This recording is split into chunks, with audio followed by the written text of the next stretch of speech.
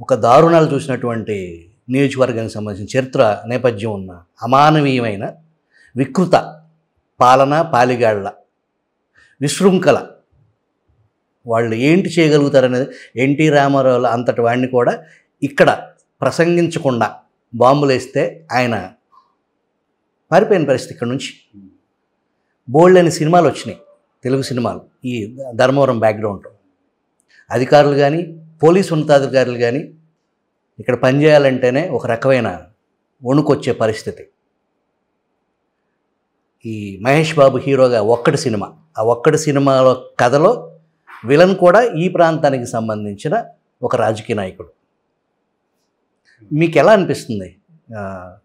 ఇక్కడ ఈ కథన రంగంలో మీరు పోటీ చేస్తున్నారు, ఫ్యాక్షన్ బ్యాక్గ్రౌండ్ ఏమీ లేకుండా వెళ్తున్నారు, మీరు ఎలా ఫీల్ అవుతున్నారు? నేను రాయలసీమలో పుట్టిన బిడ్డనండి. కాబట్టి రాయలసీమ పరిస్థితులు ఏంటి, ప్రతి చోట ఇటువంటి పరిస్థితులు నెలకొని ఉండేవి ఒక 3 దశాబ్దాల క్రితం.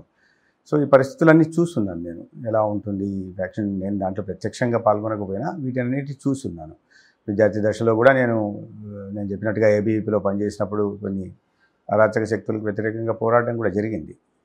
ఒకవైపు విద్యార్థి సమస్యల మీద పోరాటం చేస్తూ ఇట్లాంటి ఆ క్రమంలో అరాచక శక్తులతో కానీ విరుద్ధ భావజాలం కలిగిన సంఘటనలతో కానీ పోరాటం జరిగింది.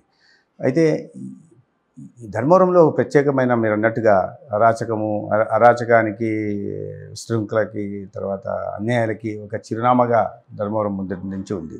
కొంతమంది వ్యక్తుల కారణం, కొంతమంది వ్యక్తులు వాళ్ళ గుప్పిట్లో పెట్టుకొని ప్రజలను టేకన్ ఫర్ గ్రాంటెడ్ అన్నట్టుగా చేసుకుంటూ వచ్చారు. ఈ పరిస్థితుల్లో మార్పు ప్రజలు కోరుకుంటున్నారు. ఇక్కడ శాంతి నెలకొనాలని అనుకుంటారు. ధర్మవరం పేరులోనే ధర్మం ఉంది. అటువంటి ధర్మవరంలో శాంతి నెలకొనాలి.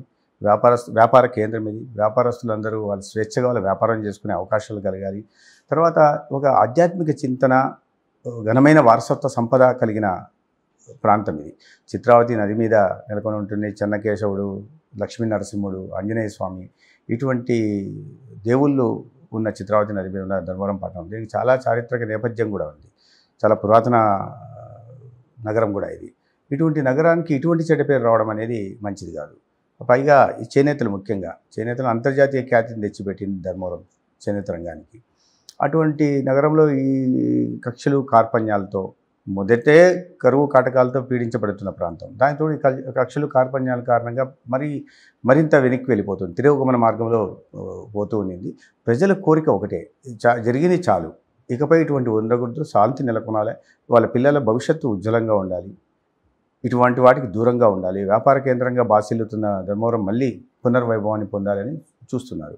సో ఆ క్రమంలో ఆ పరిస్థితులను తేవడానికి నేను ఖచ్చితంగా ఈ క్రమంలో ఎవరితోనో పోరాడాల్సి వస్తే ఖచ్చితంగా పోరాడతాం. పోరాడడం అంటే కత్తులు కట్టర్లు తీసుకొని వెళ్తామని కాదు, న్యాయపరిధిలో చట్టబద్ధంగా ఎవరైనా పోరాడతాం. దానికి తోడు మా పార్టీనే మేము ప్రక్షాళన చేసే దిశగా భారతీయ జనతా పార్టీ వాళ్ళ దేశమంతా నడుస్తుంది. ఈ ధర్మవరం పట్టణం ఏమీ దానికి అతీతం కాదు. ధర్మవరంలో కూడా శాంతిని నెలకొల్పి అందరికీ సమాన అవకాశాలు కలిగించే ప్రయత్నం చేస్తాం.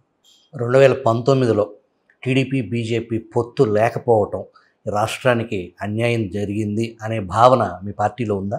లేదు, పొత్తు లేకపోవడం అనేది కాదు. పొత్తు నుంచి ఆనాడు కొన్ని ప్రత్యేక కారణాల వల్ల చంద్రబాబు నాయుడు గారు బయటకు వెళ్ళారు. ఎందుకంటే నరేంద్ర మోడీ గారు చెప్పారు parliament on the floor of the house, ఈ సైడ్ చంద్రబాబు నాయుడు గారు జగన్ ట్రాప్లో పడుతున్నారని కూడా చెప్పారు.